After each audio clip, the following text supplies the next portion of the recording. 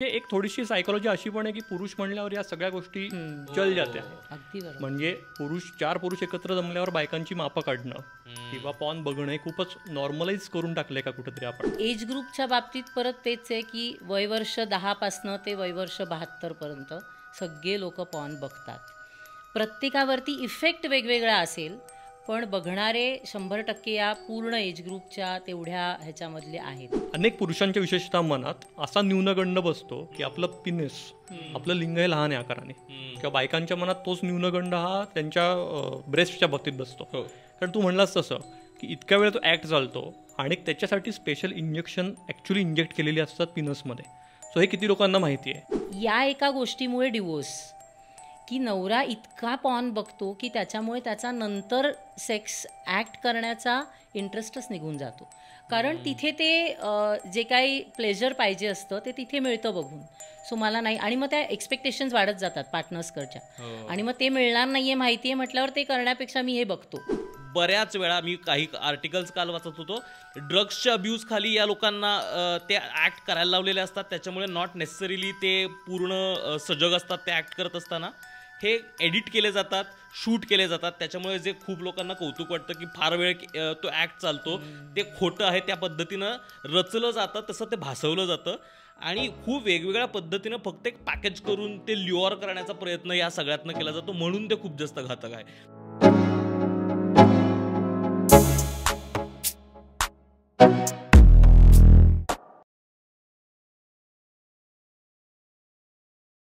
Hello, मी ओमकार जाधव आणि खुसफुसच्या या नवीन एपिसोडमध्ये तुमच्या सगळ्यांचं खूप स्वागत करतो. आपण ॲडिक्शनची ही स्पेशल सिरीज करतो आहोत आणि त्यातला हा तिसरा एपिसोड आहे ज्यामध्ये आपण पॉर्न ॲडिक्शनवरती बोलणार आहोत. त्यासाठी आपल्यासोबत 2 खास पाहुणे आहेत. आपल्यासोबत आहेत सोनाली काळे, त्या सायकॉलॉजिस्ट आहेत आणि त्या मुक्तांगण रिहॅबिलिटेशन सेंटरसोबत काम करतात इंटरनेट ॲडिक्शनसाठी. तर वेलकम. आणि सोबतच आहे निरंजन मेढेकर. निरंजनला तुम्ही आधीही आपल्या एका पॉडकास्टमध्ये पाहिलं आहे. तो लेखक आहे, पॉडकास्टर आहे आणि लैंगिकता या विषयाचा पण त्याचा विशेष अभ्यास आहे. तो त्याविषयी लेख लिहित असतो. तर ते दोघेही आज आपल्याला या विषयाचा व्याप्ती काय आहे हे समजून सांगण्यासाठी आज इथे आहेत. तर दोघांचंही वेलकम. थँक्यू. तर मला वाटतं सुरुवातच इथपासून आपण करू शकतो की पॉर्न ॲडिक्शन कशाला म्हणायचं. कारण मला वाटतं आता हे मान्य करायला काही हरकत नाही की कुणीतरी प्रत्येकाने आयुष्यात कधी ना कधी ते एक पॉर्न कधी ना कधी कन्झ्युम केलेलं आहे, पाहिलेलं आहे. तर कन्झम्पशन आणि ॲडिक्शन याच्यामधला काय फरक आहे आणि कशाला ॲडिक्शन म्हणायचं? ओके, थोडंसं मागे जाऊन, म्हणजे पॉर्न हा शब्द किंवा हा विषय आपण आत्ता ऐकतोय, पण मलाही आठवतं आम्ही शाळेत असताना व्हिडिओज नव्हते किंवा काय फिल्म्स नव्हत्या, पण मुलं लपून लपून मासिकं बघणं, फोटो बघणं हे तेव्हाही असायचं. बरोबर. सो हे आत्ताच आहे आणि याच पिढीत आहे किंवा या जनरेशनमध्ये आहे असं नाही. हे पूर्वीपासून येत आहे. आता ते व्हिज्युअल स्वरूपात आहे. फक्त ते व्हिज्युअल स्वरूपात असल्यामुळे त्याचा इम्पॅक्ट जास्त आहे. म्हणजे कोणती गोष्ट जेव्हा आपण समोर बघतो, ती घडत असताना बघतो, तेव्हा ती जास्त चांगली मेंदू ॲक्सेप्ट करतो. सो त्याच्यामुळे पॉर्न बघणं ही प्रक्रिया वाढली असं मला वाटतं. पूर्वीसुद्धा ते होतं, आत्तासुद्धा ते आहे. त्याचा इम्पॅक्ट व्हिज्युअलमुळे जास्त झाला. ॲडिक्शन आणि कन्झम्पशनमध्ये फरक काय, तर प्रत्येकजण बघतो आपण, पण कुठे थांबायचं हे माहिती असतं.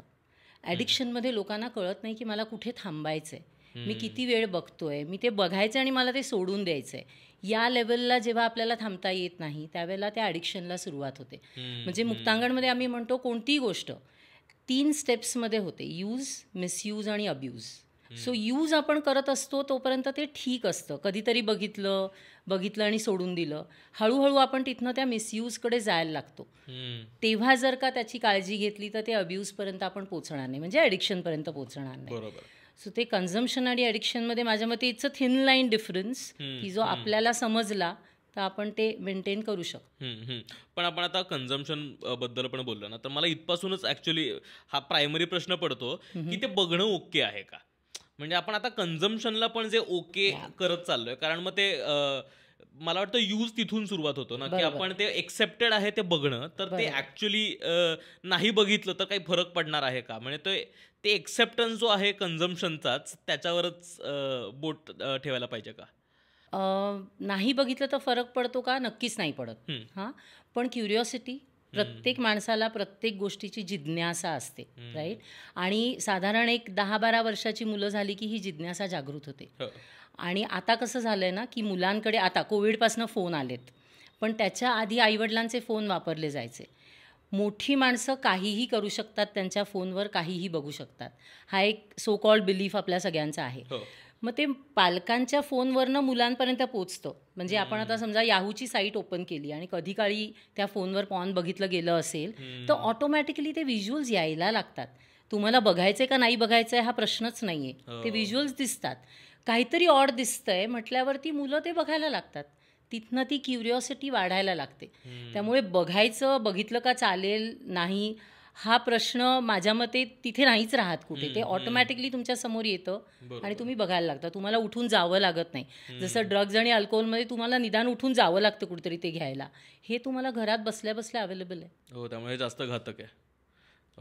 निरंजन, याच्यावरती तुला काय ॲड करायचं आहे? येस, सोनालींनी महत्त्वाचा मुद्दा सांगितला, यूज मिसयूज, आणि तोही एक पॉईंट महत्त्वाचा आहे. आणि मुद्दा तोच आहे की तो ऑप्शन नाही राहिलेला. म्हणजे स्मार्टफोनच्या आणि इंटरनेटच्या क्रांतीनंतर, म्हणजे माझ्या बाबतीत एक घडलेला मी किस्सा सांगतो की एक मित्रांचा ग्रुप होता आमचा, म्हणजे मित्रांचे मित्र असं करून ते एकत्र आलेले एक 50-60 जण आहेत. हेल्दी डिस्कशन किंवा फॉरवर्डेड मेसेजेस एवढंच त्याचं स्वरूप होतं. एक दिवस अचानक त्याच्यावर पॉर्न क्लिप्स कोणीतरी टाकायला लागलं. पॉर्न क्लिप्स टाकायला लागल्यावर कोणी विरोध करणारच नव्हतं. मी म्हणलं की अरे हे गरज नाही आहे, आवश्यक नाही आहे. तर त्याच्यावर म्हणजे एक थोडीशी सायकोलॉजी अशी पण आहे की पुरुष म्हणल्यावर या सगळ्या गोष्टी चल जात्या. म्हणजे 4 पुरुष एकत्र जमल्यावर बायकांची मापं काढणं किंवा पॉर्न बघणं हे खूपच नॉर्मलाइज करून टाकलंय का कुठेतरी आपण. आणि मग पॉर्नचे आपण बोलूच यापुढे, पण मग ते इफेक्ट्स खूप व्हायला लागतात डीपर, की मग हे सगळं नॉर्मल आहे, हे असंच असतं. मग ते जे पॉर्न ही मुळात हे बघणं तर चुकीचंच आहे. याचं मेन कारण हे आहे की ती फॅन्टसी आहे, हे समजून घेतलं जात नाही. आणि अनेकदा पॉर्न बघून सेक्स शिकण्याकडे कल असतो अनेक स्त्रियांचा आणि पुरुषांचा, जे अत्यंत चुकीचं आहे. आणि त्यातनं बरेच पुढे जाऊन रिलेशनशिप इश्यूज होऊ शकतात. त्याच्यामुळे कन्झम्पशन लेवललाच ते थांबवायला पाहिजे. बरोबर. कारण आपल्याच मागच्या एपिसोडमध्ये जसं सोशल ड्रिंकिंग आणि अल्कोहोलिक याच्यात थिन लाईन असते हे आपण एक्सप्लेन केलं. बरोबर. तर तसंच सेम आहे की कन्झ्युम जो करतोय तो ॲडिक्ट होणार नाही याची काहीच गॅरंटी नाही आहे. त्यामुळे जरी तू म्हणलास की बाबा मी रोज अर्धा तासच पॉर्न बघतोय, तर विच इज ॲक्सेप्टेबल तुझ्या मते, पण ते अर्ध्या तासाचं कधी 5-6 तास होईल आणि कधी तू ऑफिस आवर्समध्ये पण ते बघायला क्रेविंग यायला लागेल तुला, हे सांगू शकत नाहीस. आणि रोज अर्धा तास तुला बघायला लागतंय म्हणजे ते खरं तर ॲडिक्शनच आहे. ते ऑलरेडी कंपल्शन आहेच तुला रोज अर्धा तास तरी बघण्याचं. काय असे डेमोग्राफिक्स आहेत, म्हणजे आता जर आपण पॉर्न ॲडिक्शनचं बघायला गेलो तर कोणत्या डेमोग्राफिक्समध्ये हे जास्त कन्झ्युम होतं, किंवा काय वयोगटांमध्ये पण काय जास्त पॉर्नचं ॲडिक्शनचं प्रमाण जास्त आहे? हे बायफर्केट करणं खूप कठीण आहे. म्हणजे आता मुक्तांगणमध्ये आमच्याकडे सगळ्या स्टाटाचे लोक येतात. त्याचबरोबर मी अजून एका शाळेबरोबर काम करते, ती तर सगळी मुलं स्लम एरियातली येतात. सो या दोन्ही ह्याच्यामध्ये हे प्रमाण तितकंच दिसतं. कारण ॲज ही राईटली सेड की आपल्याकडे ते अवेलेबल आहे ना हातामध्ये. म्हणजे आज आपल्याकडे काम करणाऱ्या बाईचं किंवा भाजीवाले लोक त्यांच्याकडे पण स्मार्टफोन्स आहेत. सो हे त्यांच्यापर्यंत ऑटोमॅटिकली पोचलेलं आहे. मोठ्या वर्गामध्ये किंवा हाय सोसायटीमध्ये त्या मुलांच्या हातातच फोन्स आहेत. म्हणजे पालकांचे फोन घेऊन बघायची गरजच नाही आहे. त्यामुळे तसं बायफर्केट करता येत नाही आपल्याला की या डेमोग्राफिक्समध्ये आहे किंवा इकडे आहे आणि इकडे नाही. एज ग्रुपच्या बाबतीत परत तेच आहे की वयवर्ष 10 ते वयवर्ष 72 सगळे लोक पॉर्न बघतात. प्रत्येकावरती इफेक्ट वेगवेगळा असेल, पण बघणारे 100% या पूर्ण एज ग्रुपच्या तेवढ्या ह्याच्यामधले आहेत आणि तेवढे आम्ही बघतोय सध्या.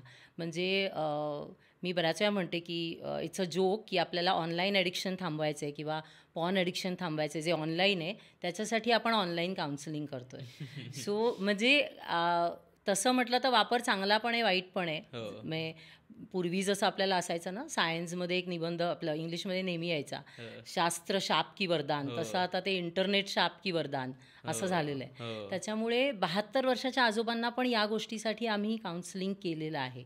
फक्त मला असं वाटतं की चांगली गोष्ट काय आहे की त्यांना कळतंय आपण ॲडिक्टेड किंवा आपण त्याच्यामध्ये जास्त गुंततोय, आपल्याला बाहेर पडायचं आणि आपल्याला मदत घ्यायची आहे. सो ती मदत अवेलेबल आहे आणि ओपनली जाऊन आपण ती मदत घेऊ. हे वाटणं ही सुद्धा पहिली स्टेप आहे या सगळ्या गोष्टींची. त्याच्यामुळे डेमोग्राफिक्स आणि एज ग्रुप आपल्याला वेगळा करताच येत नाही.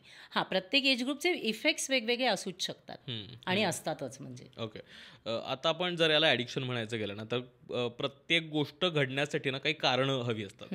तर जर समजा पॉर्नचं ॲडिक्शन जर आपण कन्सिडर करायचं असेल तर काय कारणांमुळे पॉर्नचं ॲडिक्शन लागू शकतं? कारणं म्हणजे एक तर आम्ही म्हणतो की कोणतंही ॲडिक्शन लागणार असेल तर तुमच्यामध्ये इम्पल्स हा फॅक्टर खूप जास्त असतो. इम्पल्सिव्हिटी तुमच्या पर्सनॅलिटीमध्ये असते की एखादी गोष्ट मला हवी आहे, करायची आहे, मी ती करणार आहे. मग त्याचे परिणाम काय होतील किंवा ते माझ्यासाठी योग्य आहे का नाही आहे हा भाग मी करतच नाही. दुसरी गोष्ट, मुलांमध्ये पॉर्नचं ॲडिक्शन होण्याची कारणं जी मी आत्तापर्यंत बघितली आहेत ती मला अशी वाटतात की जेव्हा मुलं पॉर्न बघतात, तुमच्या घरात जर का आईवडिलांशी संवाद ओपन असेल ना तर मुलं येऊन विचारतील आणि आईवडील ओपनली त्यांच्याशी हे बोलू शकतील. आज अजूनही आत्तासुद्धा बरेच पेरेंट्स असे आहेत की सगळेजणं टी व्ही बघायला बसले असतील, किसिंग सीन सुरू झालं की चॅनल चेंज होतं. पण मुलं हे बघतात ना ऑलरेडी, त्यांच्या म्हणजे कार्टून्समध्ये पण हे दाखवलं जातं आहे. तर ते इथे बघितलं, तुम्ही चेंज केलं म्हटल्यावर काहीतरी वेगळं आहे, सो मला हे बघायचं आहे. ही क्युरिओसिटी तिथनं डेव्हलप व्हायला लागते.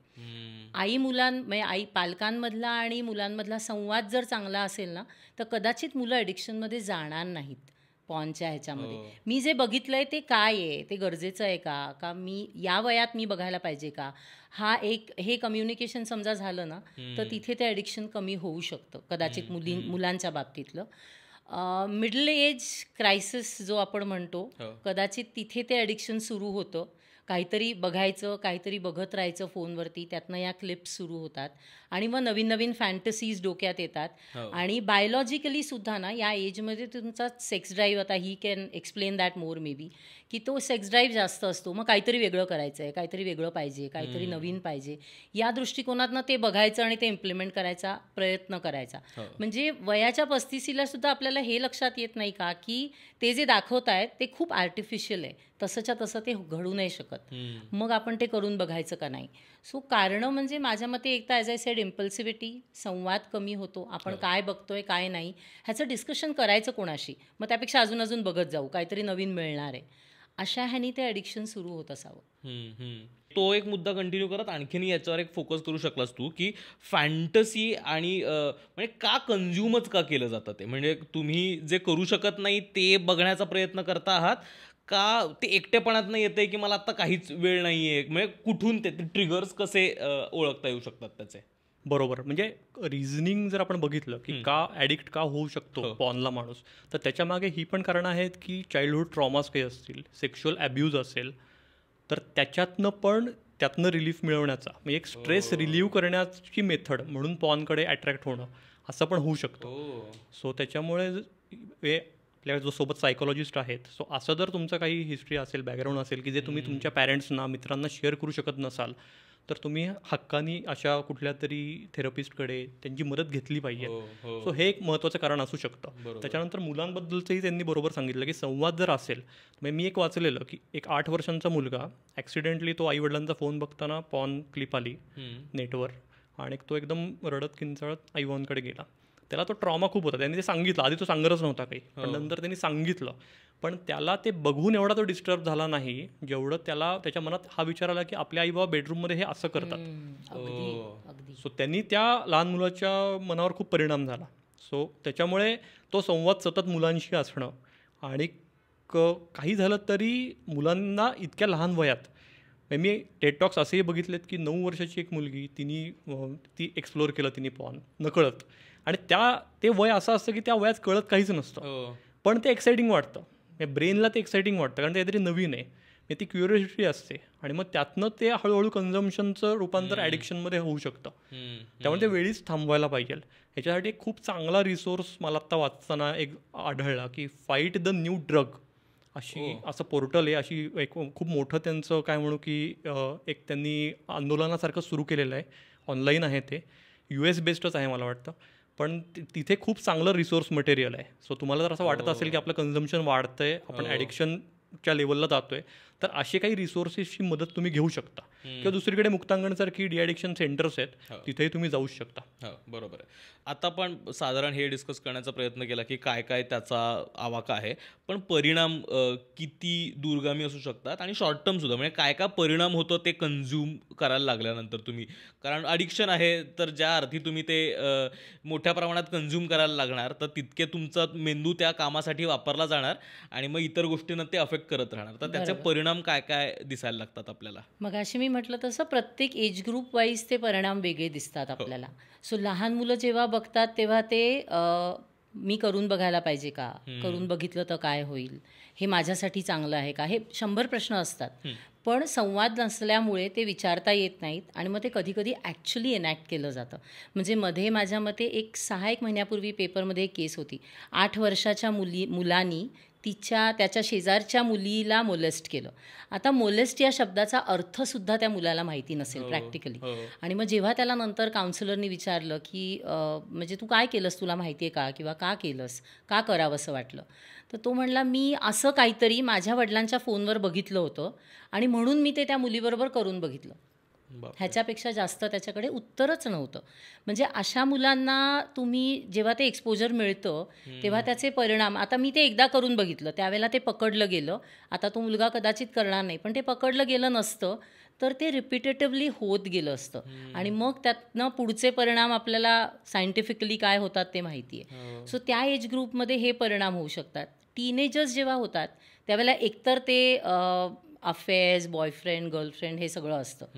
त्या ह्याच्यामध्ये जेव्हा आपण मुलं हे सगळं बघतात त्यावेळेला ते नुसतं बघण्यावर राहत नाही, ते 100% प्रयत्न करून बघितलं जातं.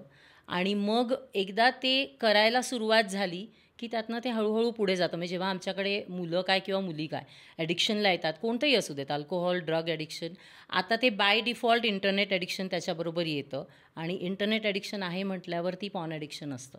सो मुलं खूप वेगवेगळ्या प्रकारच्या गोष्टी सांगतात की हे असं केलं, ते बघितलं म्हणून ते केलं.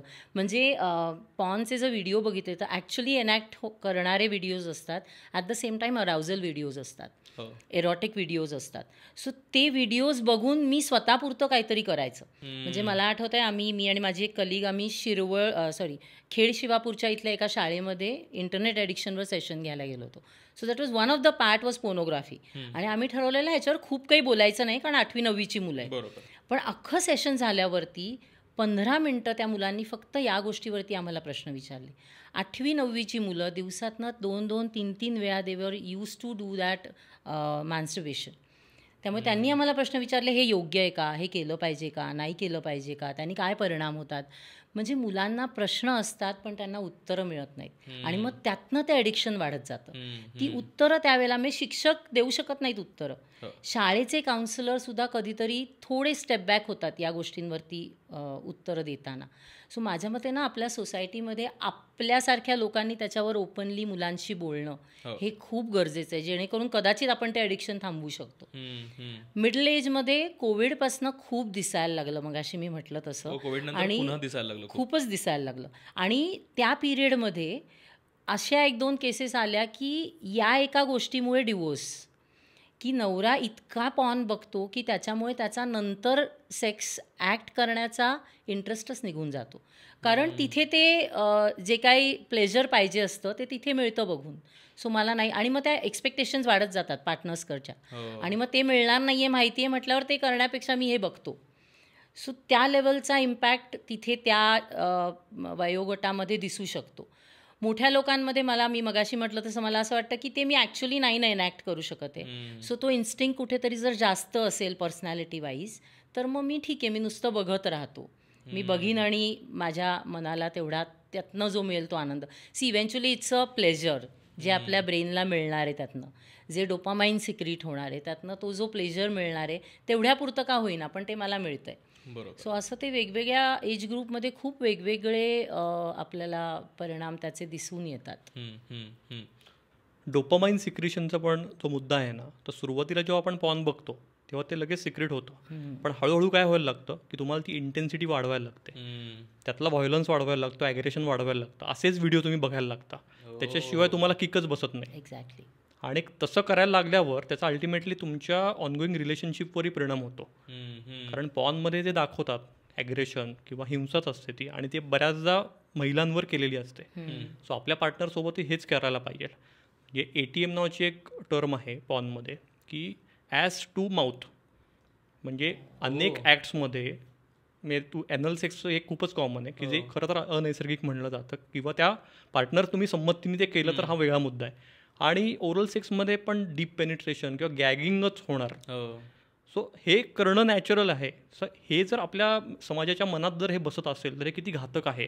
आणि यातनं म्हणजे जे काय म्हणू आपण की क्राईम्स जे होत आहेत सध्या पण, की सेक्शुअल क्राईम्स जे होत आहेत, तर त्याच्यावर खरंच संशोधन करण्याची गरज आहे की पॉर्नचा ह्याच्यामागे किती वाटा आहे.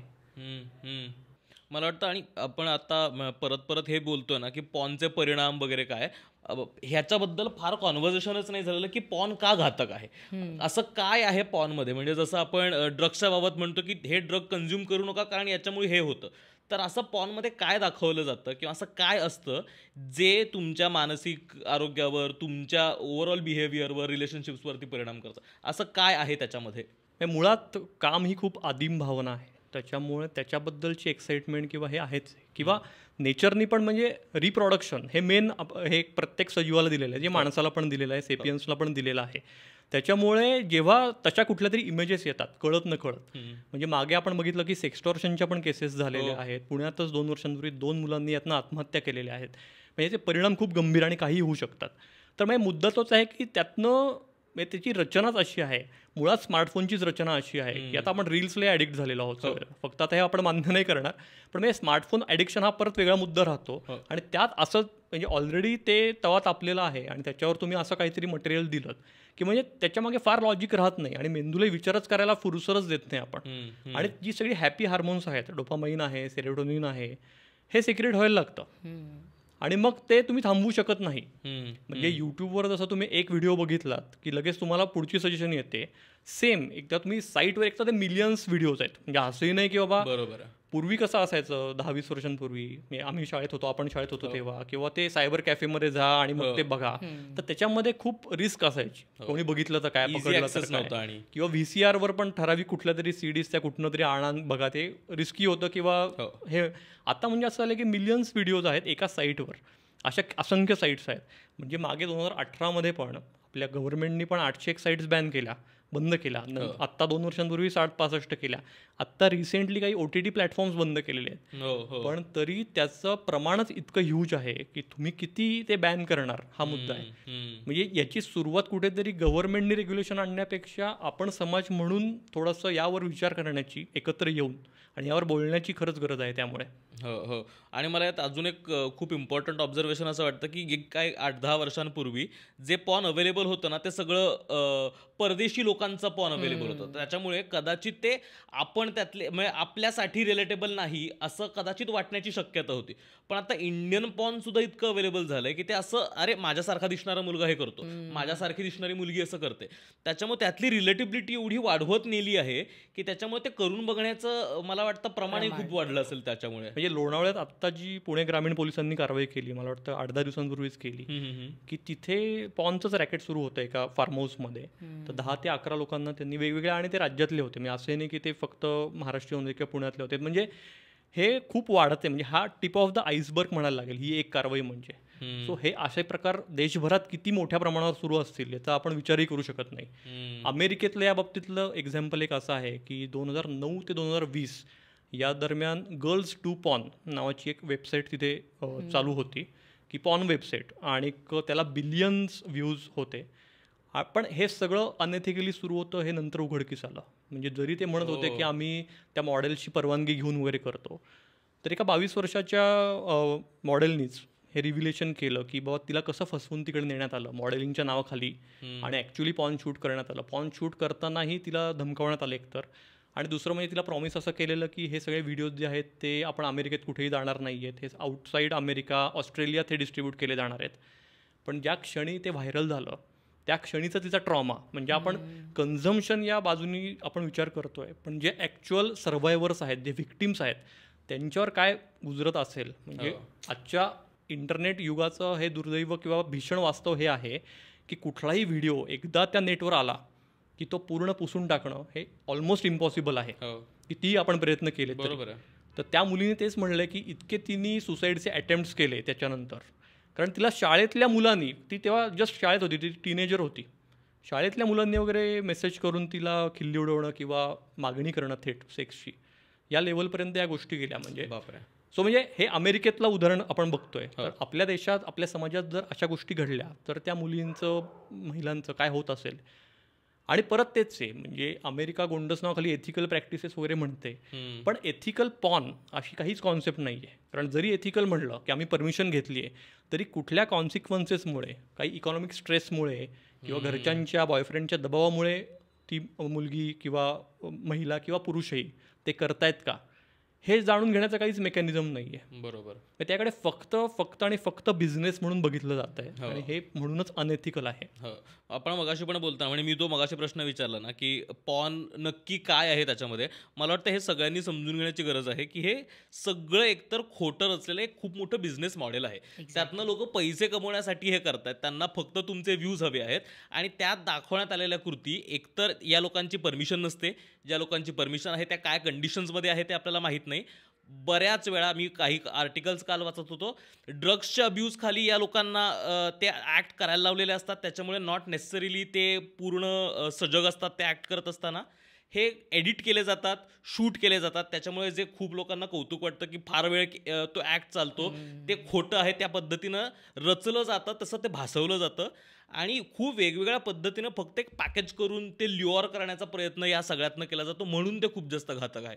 त्याच्यामुळे जर खूप लोक याच्याकडे सेक्शुअल ॲक्ट किंवा सेक्स असा असतो म्हणून जर बघायला जाणार असतील तर त्या अर्थी हे कधीच असू शकत नाही, कारण हे खूप जास्त तुम्हाला ल्युअर करण्यासाठीच आणि जे फिजिकली पॉसिबल नाही अशा गोष्टी दाखवण्यासाठीच केलेलं असतं. हे समजून घेणं खूप गरजेचं आहे. अजून एक परिणाम असा होतो की अनेक पुरुषांच्या विशेषतः मनात असा न्यूनगंड बसतो की आपलं पिनिस, आपलं लिंग हे लहान आहे आकाराने, किंवा बायकांच्या मनात तोच न्यूनगंड हा त्यांच्या ब्रेस्टच्या बाबतीत बसतो. कारण तू म्हणलास तसं की इतक्या वेळ तो ॲक्ट चालतो आणि त्याच्यासाठी स्पेशल इंजेक्शन ॲक्च्युली इंजेक्ट केलेली असतात पिनसमध्ये. सो हे किती लोकांना माहिती आहे, हे माहीत नाही आहे. आणि या न्यूनगंडातनं, म्हणजे एक केस लिटरली बीडमधल्या एका डॉक्टरांनी मला सांगितलेली, तिशीचा मुलगा होता, वेल सेटल्ड होता, पण त्याला लग्नच करायचं नव्हतं. त्याच्या बाबांनी खोदून विचारल्यावर त्यांनी सांगितलं, आणि ते लकीली ते बाबाही पुढारलेले होते, त्याला डॉक्टरांकडे घेऊन आले. त्याच्या मनात हा न्यूनगंड होता की मी बायकोला सुख देऊ शकणार नाही कारण माझा आकार लहान आहे लिंगाचा. अरे बापरे. तपासणी केल्यावर सगळं नॉर्मल आहे, पण मग ते पॉनमध्ये दाखवतात तसं माझं नाही आहे, माझं तेवढं इरेक्ट होत नाही, मी तेवढा वेळ स्टॅमिना टिकवू शकत नाही. त्यामुळे त्यांनी आधीच हे ठरवून टाकलेलं की आपल्याला लग्न किंवा कधीच सेक्शुअल ॲक्टच करायचं नाही आहे. तर हे केवढं भीषण आहे. म्हणजे या न्यूनगंडात त्यांनी आयुष्य काढलं असतं, याची काहीच गरज नाही आहे. तर आपण चुकीचे ठोकताळे मला वाटतं पॉनवरनं आपल्या पर्सनल आयुष्यात लावणं बंद केलं पाहिजे. परत एकदा पॉनच्या इम्पॅक्टबद्दल बोलताना आपल्या बिहेवियरवर सुद्धा त्याचे किती परिणाम होतात आणि ते लाँग टर्म असू शकतात का. म्हणजे आता जर समजा पॉनचं ॲडिक्शन गेल्या काही वर्षातच आपल्याला दिसायला लागलं असेल, त्याचा लाँग टर्म फार परिणाम कदाचित शोधता येणार नाहीत, पण काय पर्सनॅलिटीमध्ये सुद्धा काही चेंजेस होतात का, मेंदूवर पण काही परिणाम होतात का त्याचे. बऱ्यापैकी चेंजेस दिसतात. कारण कसं आहे ना की पॉन बघणारे म्हणजे मी एकटा बसून बघणार आहे, सो तो एक लोनलीनेस वाढायला लागतो. नकोच आहे मला आजूबाजूला कोणी, मी आणि माझा phone, I am happy with it. त्याच्यामुळे ते एक लोनलीनेस यायला लागतो. मला मी स्वतःला सुद्धा जेव्हा ते पॉन बघत असतात ना, तेव्हा तो मिळणारा प्लेजर हा एक भाग झाला, पण मी खूप वेळ बघतोय हे मला माहिती आहे किंवा बघतीये हे मला माहिती आहे, त्याच्यामुळे येणारं एक गिल्ट पण असतं. कारण कुठेतरी कळतं की मला हे खरं तर नाही करायला पाहिजे, माझा जो वेळ काही वेगळ्या गोष्टींसाठी मला वापरायचा आहे तो मी इथे वापरते, त्याच्यामुळे मला ते वेगळं गिल्ट यायला लागतं आणि त्या गिल्टमधनं परत बाहेर पडायचं म्हणून प्लेजर पाहिजे म्हणून परत तिथेच गेलं जातं. सो ती सायकल हळूहळू कंटिन्यू होत जाते. त्यामुळे तो loneliness, guilt, at the same time pleasure, त्या प्लेजरचं परत गिल्ट, हे एक मुलांमध्ये बऱ्यापैकी दिसायला लागतं. मोठ्या माणसांमध्ये ना बऱ्याच वेळेला की महत्त्वाची कामं सगळी बाजूला पडतात. सो माझं करिअर असेल, माझं फायनान्स असेल, माझं फॅमिली लाईफ असेल, हे सगळं कुठेतरी लांब पडतं. माणूस चिडचिडा व्हायला लागतो. कारण मला जर त्यावेळेला जे पाहिजे बघायला ते नाही मिळालं की माझी चिडचिड, माझं ॲग्रेशन सगळं वाढायला लागतं. मग त्यातनं कधी मला जर माझं ॲग्रेशन बाहेर काढता येत नसेल तर ते सेल्फ हार्मवरती येतं. मग ते कोणत्याही प्रकारचं सेल्फ हार्म असू शकतं. नको नको त्या चुकीच्या कल्पना डोक्यात यायला लागतात. जसं आता निरंजनी सांगितलं की मला हे जमतच नाही आहे, मग मी त्यात पडतच नाही. कधी कधी मुलांमध्ये त्याच्याबद्दलचा डिस्गस्ट निर्माण होतो की नाही, नको, हे खूप भयंकर आहे काहीतरी आणि मला ह्याच्यात पडायचंच नाही. जर का ते खूप लवकरच्या एजमध्ये त्यांच्या समोर आलं असेल तर की हे नकोच आहे, मला ह्यात पडायचं नाही. त्यामुळे मग मुलींपासून लांब राहणं किंवा कोणामध्ये मिक्सच नाही व्हायचं, सोशल व्हायचंच नाही, मी आणि माझं घर आणि माझी लाईफ बरी आहे, अशा प्रकारचे वेगवेगळे परिणाम मुलांमध्ये दिसायला लागतात, मोठ्यांमध्ये दिसायला लागतात. त्यामुळे आम्ही नेहमी सांगत असतो की हे सगळं तुम्ही करताय, ह्यातनं बाहेर पडायचं असेल तर काहीतरी एक पॉझिटिव्ह सबस्टिट्यूट पाहिजे की जे तुम्हाला ह्यातनं दुसरीकडे घेऊन जाऊ शकेल. आणि ती प्रोसेस खूप स्लो असते. आपला पेशन्स, त्यांचा पेशन्स आणि घरच्यांचा पेशन्स. सो कोणत्याही ॲडिक्शनवर आपण काम करताना it has to be a team work, असं आम्ही नेहमी म्हणतो. त्याच्यामुळे हे परिणाम आपल्याला लाँग टर्म दिसतात. आणि आता म्हणजे जरी आपण थोडा वेळ म्हटलं तरी झाली ना, एक 10-15 वर्ष आपण हे सगळं ऐकतोय आणि बघतोय. मेंदूवरच्या परिणामांवर अजून बऱ्यापैकी रिसर्च होतोय, त्यामुळे फार काही त्याच्याबद्दल आपल्याला म्हणता येणार नाही. पण सगळे हॅपी हार्मोन्स मला मिळतात घरी बसल्या बसल्या, मला करायला काही लागत नाही. फोनवर बघत बसलो तरी मला ते हॅपी हार्मोन्स मिळत आहेत. So I am good.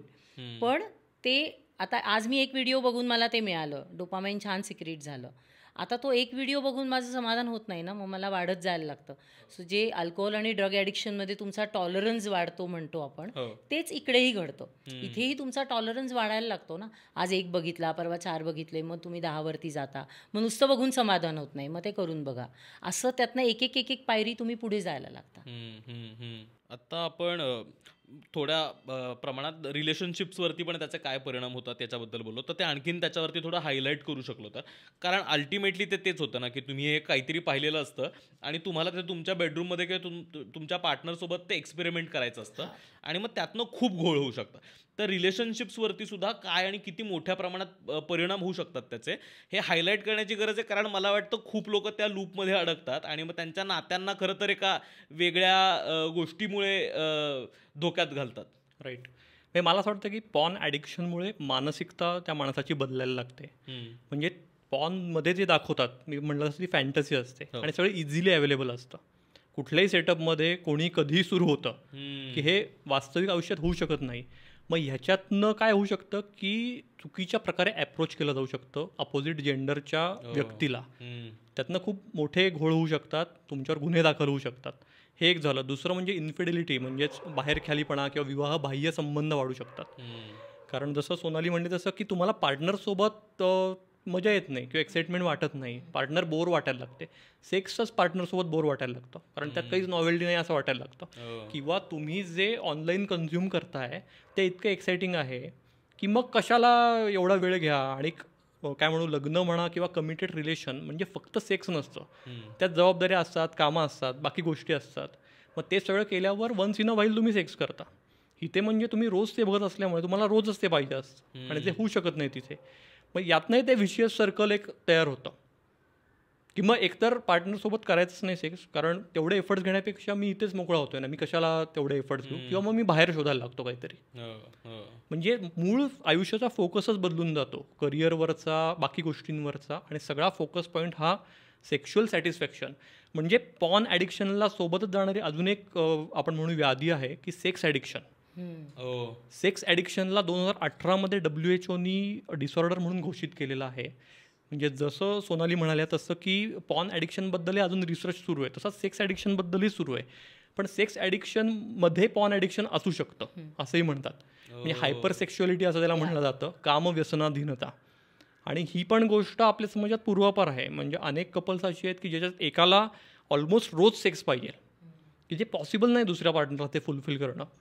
तर हे कशामुळे होतं, तर परत ते म्हणजे ब्रेनमधलं सेरोटोनिन जे आहे त्याचं प्रमाण कमी झाल्यामुळे हे होऊ शकतं. So sex addiction and porn addiction go hand in hand.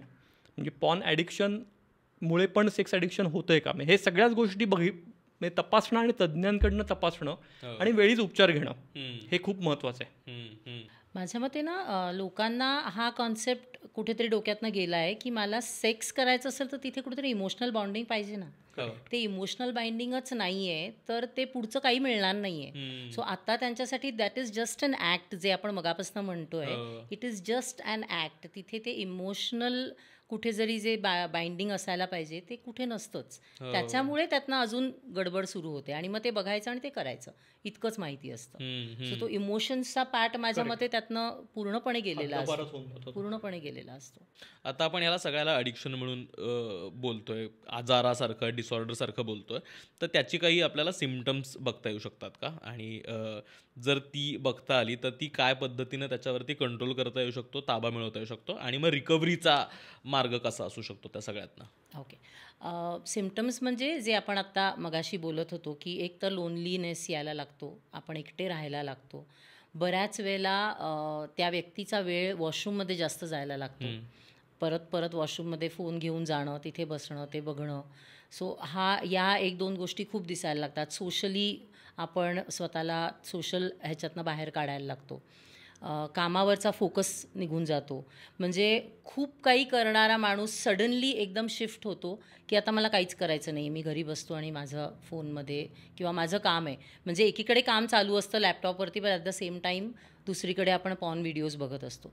So socially इनॅक्टिव्हनेस होणं, लोनलीनेस येणं, वॉशरूममध्ये जास्त वेळ घालवणं किंवा डोळ्याला डोळे देऊन न बोलणं. म्हणजे हे तर खूप वेळा मुलांमध्ये दिसतं की फोनवरती तुम्ही काही बघून आलायत तर तुम्ही समोरच्या माणसाला आय कॉन्टॅक्ट देऊन बोलूच शकत नाही, कारण गिल्ट आहे. एक्झॅक्टली. त्याच्यामुळे ह्या छोट्या छोट्या गोष्टी जरी लक्षात आल्या ना तरी आपल्याला लक्षात येतं की कुठेतरी काहीतरी बिनसतं आहे. आणि आजार आहे म्हटल्यावर त्याला ट्रीटमेंट 100% आहे, बट इट्स अ प्रोसेस. म्हणजे कुठचीही ॲडिक्शन, एकदा मी त्या सवयीचा गुलाम झाले की मला त्यातनं बाहेर पडायला वेळ लागणार आहे आणि ती लाँग प्रोसेस असणार आहे, हे कुठेतरी मला माहिती पाहिजे. आणि अल्कोहोल आणि ड्रगमध्ये कसं होतं, आपण म्हणतो हे पूर्णपणे बंद करा, पूर्ण ॲब्स्टिनन्स पाहिजे. इथे तुम्ही इंटरनेट कसं पूर्ण बंद करणार? It is as good as necessity आपल्यासाठी आता. आणि जी नेसेसिटी आहे तिथे तुम्हाला सारखे ते व्हिडिओज येत राहणार. म्हणजे मी प्रयत्न खूप करते त्यातनं बाहेर पडायचा, पण मला रोज काहीतरी पॉपअप येत आहेत म्हटल्यानंतर ते कायम डोळ्यासमोर आहे. सो मग त्याच्यावरती काम कसं करायचं? तुम्ही वेगवेगळे पॉझिटिव्ह सबस्टिट्यूट्स घेऊन तुमचा इंटरनेटचा वेळ कसा कमी करायचा, किंवा त्या साईज ब्लॉक कशा करायच्या, तुमच्या सवयींमध्ये काय बदल घडवायचे. आणि आम्ही म्हणतो सगळ्यात पहिलं तर तुमच्या सेल्फ टॉकवरती काम करा. कोणती गोष्ट मला करायची म्हटल्यावर मी त्याचा आधी विचार करते आणि मग ती करते. ती विचार करत असतानाच समजा मी स्वतःला इन्स्ट्रक्शन्स दिल्या की आत्ता मला या क्षणापुरतं, या वेळेपुरतं थोडं थांबायचं आहे, मी अजून 15 मिनिटांनी बघीन करायचं की नाही, असं मला स्वतःच्या ब्रेनला ट्रेन करत जायला लागतं. मी म्हणजे माझ्याकडे नेहमी जेव्हा काउन्सिलिंगला लोक येतात तेव्हा मी त्यांना नेहमी सांगते, आपला ब्रेन म्हणजे कम्प्युटर आहे, मला आउटपुट काय पाहिजे हे मी ठरवायचं, त्याप्रमाणे मी इनपुट द्यायचं. इतकं सिम्पल आहे ते. करायला कठीण आहे 100%, पण काय करायचं हे मला माहिती आहे म्हटल्यावर त्याची प्रॅक्टिस करायला पाहिजे. मग ती जी न्यूरोप्लास्टिसिटी आपण म्हणतो की एका गोष्टीची सवय लागली की ती सवय मोडायला वेळ लागतो, पण ती मोडता येते 100%, पण त्यासाठी माझी मनाची तयारी पाहिजे. परत त्याच्यामध्ये खूपच ॲडिक्शन असेल की त्याची इंटेन्सिटी खूप जास्त आहे तर आपल्याला मेडिकेशनची पण सपोर्ट मेडिकेशनचा घ्यायला लागतो. सो मेडिकेशन आणि थेरपी या 2 गोष्टी तुम्ही सायमल्टेनियसली करत राहिलात तर ही प्रोसेस खूप छान होते. आणि म्हणजे आम्ही बघतोय की मुलं ह्यातनं बाहेर पडत आहेत, लोक ह्यातनं बाहेर पडून छान आयुष्य जगत आहेत.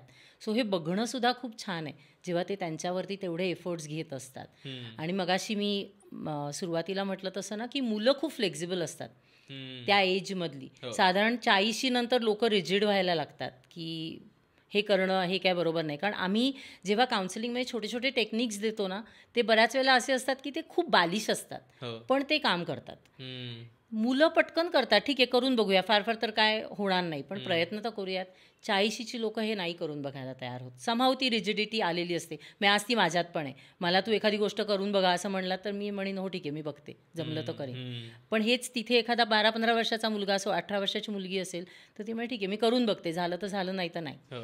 सो ती फ्लेक्झिबिलिटी त्यांच्यामध्ये खूप असते. त्यामुळे आपण जेव्हा काउन्सिलिंगला जातो किंवा मला ट्रीटमेंट हवी आहे असं म्हणतो तेव्हा सगळ्यात आधी ती फ्लेक्झिबिलिटी आपल्यामध्ये असायला पाहिजे की मी करून बघणार आहे, जे काय मला सांगणार आहेत ते मी करून बघणार आहे. सो मेडिकेशन आणि थेरपी या 2 गोष्टी एकत्र असतील ना तर ह्यातनं बाहेर पडणं अशक्य नाही आहे.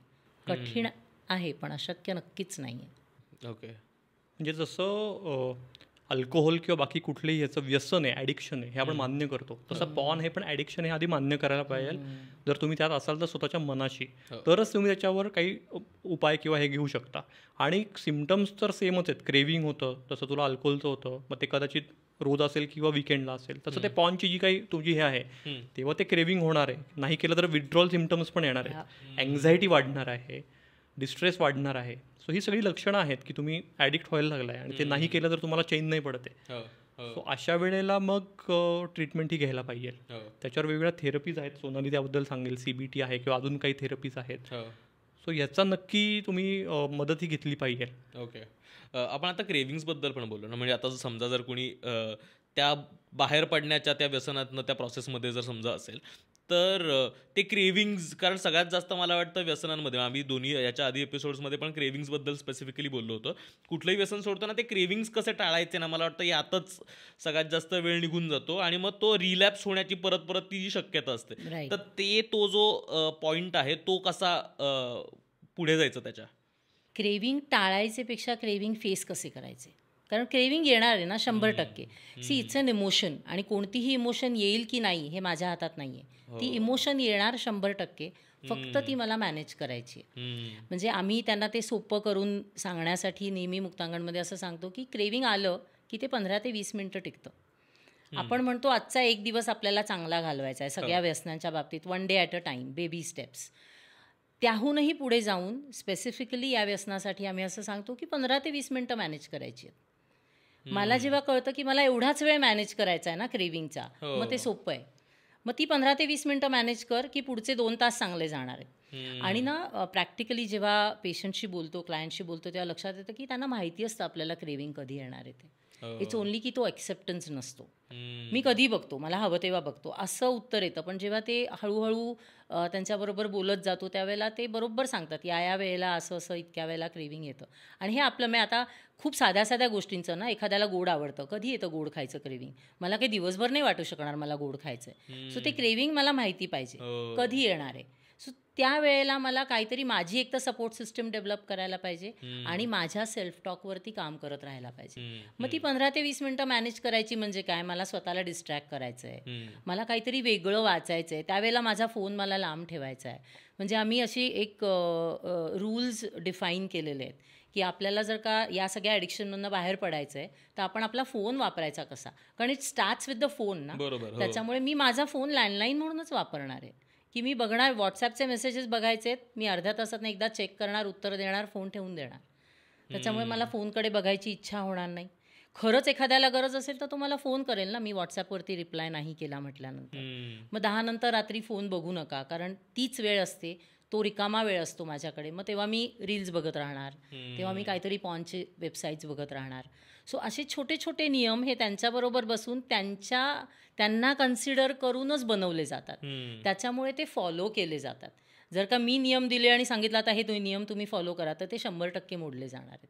त्याच्यामुळे त्या प्रोसेसमध्ये ते क्रेविंग हँडल कसं करायचं हे आम्ही त्यांना सांगतो. क्रेविंग टाळू नका, क्रेविंग फेस करा आणि मॅनेज करा. मला हे फार इंटरेस्टिंग वाटतं की क्रेविंग टाळायचं नाही आहे तर ते फेस करायचं, कारण ते येणार आहे, त्याच्यावरती काही तुमचा ताबा नाही आहे. आता आपण बाकी ॲडिक्शनच्या बाबतीत पण सपोर्ट सिस्टम, म्हणजे आता तुम्ही सपोर्टचा उल्लेख केला, तर सपोर्ट सिस्टीम खूप जास्त महत्त्वाचा पार्ट प्ले करते त्या ॲडिक्शनमधनं बाहेर निघताना.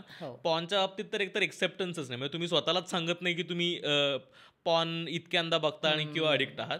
तर या अशा बाबतीत सपोर्ट सिस्टीम किती जास्त महत्त्वाची असते, कारण एकतर हे फार लाजिरवाणं वाटू शकतं ना एखाद्याला मान्य करणं किंवा कोणाला तरी जाऊन सांगणं, म्हणजे मित्रांनाही सांगणं की मी बाबा ॲडिक्टेड आहे पॉर्नना आणि मी त्यातनं काही बाहेर पडू शकत नाही. तर त्या पद्धतीचा संवाद करणं सुद्धा किती महत्त्वाचं आहे, आणि मग तसा सपोर्ट बिल्ड केल्याने किती फायदा होतो आणि होतो का? फायदा नक्की होतो, आणि तो सपोर्ट माझ्या मते ना तुमच्या घरातला असेल तर जास्त चांगला असतो, कारण तिथे तुम्ही मोकळेपणे बोलू शकता, तो तुमचा एरिया असतो. पण त्याच्यासाठी आधी तुम्हाला फॅमिलीला काउन्सिलिंग करायला लागतं की हे असं आहे, हे ॲडिक्शन असू शकतं, हा आजार आहे, आणि ह्यातनं बाहेर पडण्यासाठी तुम्हाला काय प्रकारे त्याला मदत करता येईल. मग ती मुलगी असेल, मुलगा असेल, फॉर्च्युनेटली अनफॉर्च्युनेटली माहीत नाही, पण मुलींमधलं व्यसन अजून तेवढं पुढे आलेलंच नाही आहे, पण मुलांमधलं आहे, किंवा घरातला एखादा मोठा माणूस जरी असेल तरी. मग त्याच्याकडे हे काय करतोय असं बघण्यापेक्षा ह्याला प्रॉब्लेम आहे आणि ह्याला आपल्याला सपोर्ट करायचा आहे. सो ती एक सपोर्ट सिस्टम आपण फॅमिलीला घेऊन नक्की डेव्हलप करू शकतो. आणि काउन्सिलर ऑफकोर्स जर थेरपीला येत असेल तर काउन्सिलर हा सगळ्यात मोठा सपोर्ट असतो.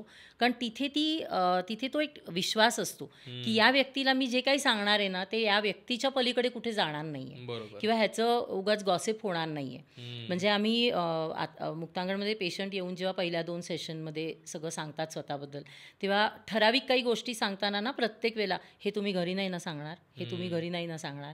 सो आम्हाला त्यांना तो अश्युरन्स द्यायला लागतो की जोपर्यंत तुम्ही सांगत नाही आहात की ही गोष्ट सांगितलेली चालेल तोपर्यंत ही गोष्ट डिस्क्लोज होणार नाही.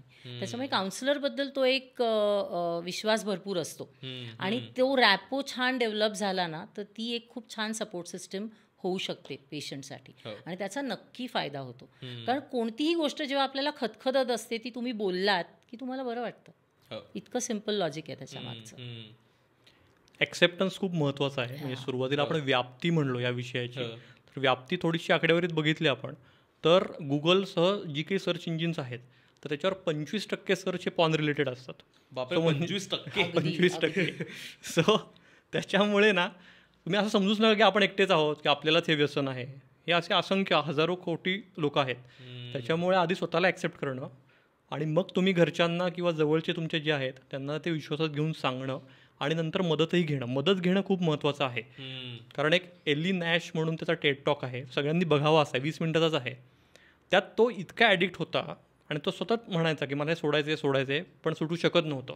एक दिवस ते डोळे दुखायला लागले म्हणून तो डॉक्टरांकडे गेला डोळ्यांच्या. त्यांनाही त्यांनी सांगितलं नाही, फक्त तो म्हणाला की मी कम्प्युटरवर खूप वेळ असतो.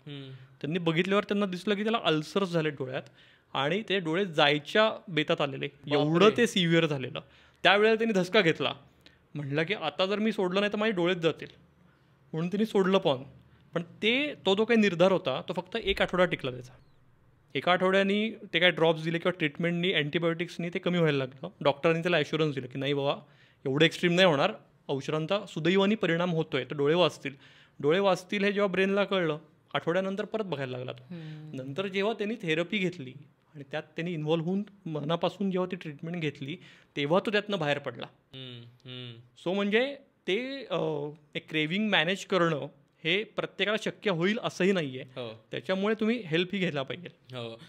आत्ता ऑलमोस्ट शेवटाकडे आलो आपण, तर असं काही सेल्फ असेसमेंट करता येऊ शकेल का की ह्या गोष्टी आहेत, जसं आपण त्या रिलेशनशिपचे रेड फ्लॅग्स म्हणतो ना, तर ॲडिक्शनचे काही आपल्याला रेड फ्लॅग्स हे करता येऊ शकतील का की हे असेल तर कदाचित तुम्ही थोडं लांब राहिलं पाहिजे किंवा काळजी घेतली पाहिजे गोष्टींची. पॉर्न ॲडिक्शनसाठी सेल्फ असेसमेंट अशी टेस्ट नाही आहे, पण इंटरनेट ॲडिक्शनसाठी सेल्फ असेसमेंट टेस्ट अवेलेबल आहे. मी किंबर्ली यंग म्हणून ज्या सायकोलॉजिस्ट आहेत त्यांनी ती सेल्फ असेसमेंट टेस्ट केलेली आहे, which is available online free. So ती एक 20 क्वेश्चनचं क्वेश्चनायर आहे आणि त्याच्यामध्ये त्यांनी खाली स्कोरिंग वगैरे सगळं त्याचं दिलेलं आहे. त्याच्यामध्ये एक 2-3 पॉनचे त्यांनी क्वेश्चन्स घेतलेले आहेत. सो त्याची सिव्हिअरिटी तुमची किती आहे, ती जर का 4-5 वरती जात असेल तर याचा अर्थ नक्की that is a red flag. At the same time सध्या आपल्या सगळ्यांच्या मोबाईलमध्ये फॉर्च्युनेटली एक डिजिटल वेलबिंग नावाचा प्रकार आहे. त्याच्यामध्ये तुम्हाला प्रत्येक ॲपसाठी तुम्ही किती वेळ दिला हे दिसतं. हां, तर मी नॉर्मली जेव्हा मुलांचं काउन्सिलिंग करतो ना तेव्हा आम्ही हे इट्स अ फॅमिली एक्सरसाइज दिलेला असतो की रोज रात्री झोपताना तुम्ही प्रत्येकाने आपलं डिजिटल वेलबिंग डिक्लेअर करायचं की कोणाचं किती झालं. So it's like a healthy competition फॅमिलीमध्ये. पण पॉर्न ॲडिक्शनसाठी थोडं एक स्टेप पुढे जाऊन की कुठच्या ॲपसाठी किती वेळ तुम्ही घालवलात. सो ऑटोमॅटिकली तुमच्या लक्षात येतं की अरे पॉर्नसाठी आज माझा दिवसभरातला समजा 3 तास आहे तर त्या 3 तासापैकी 1 तास तर मी पॉर्नवर घालवला आहे. So that is something which I need to take care. So हे त्यातनं आपल्याला समजू शकतं. असे छोटे छोटे रेड फ्लॅग्स किंवा आपलं एक हे ठेवून, अर्थात आता जो ॲडिक्शनमध्ये असेल तो काही बघत बसणार नाही मी किती वेळ केलं आहे ते किंवा त्याचा चार्ट करणार नाही. पण जेव्हा ते प्रोसेसमध्ये असतात रिकव्हरीच्या तेव्हा हे आम्ही त्यांना सांगतो की तो चार्ट करा. एकदम बंद होणार नसेल तर तुम्ही ते आज किती बघितलं, उद्या किती बघितलं, आजच्यापेक्षा उद्या 10 मिनटं कमी झालं, good, you are going ahead, एवढं जरी असेल तरी चालू शकतं. असे छोटे छोटे हे देऊ शकतो आपण त्यांना टेक्निक्स. हो, आणि मला वाटतं आपल्याकडे मदत मागण्यात ना एक ते असं जी काही संकुचित वृत्ती आहे ना लोकांची, आणि ते लाजेसोबत जोडलेलं आहे ते ते का लाजीरवाणं वाटतं एखाद्या गोष्टीची मदत मागण्यासाठी.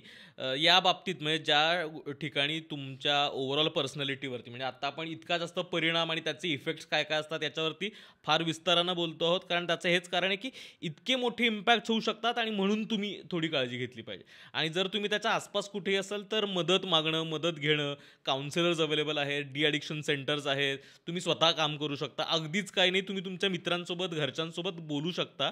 त्यातनं तुम्हाला एक थोडासा आश्वस्तपणा येईल आणि मग त्यातनं तुम्ही एकत्र मिळून त्याच्यावरती काम करू शकता.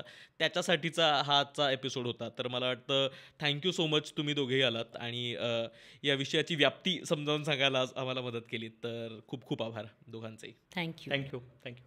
लोभ असावा.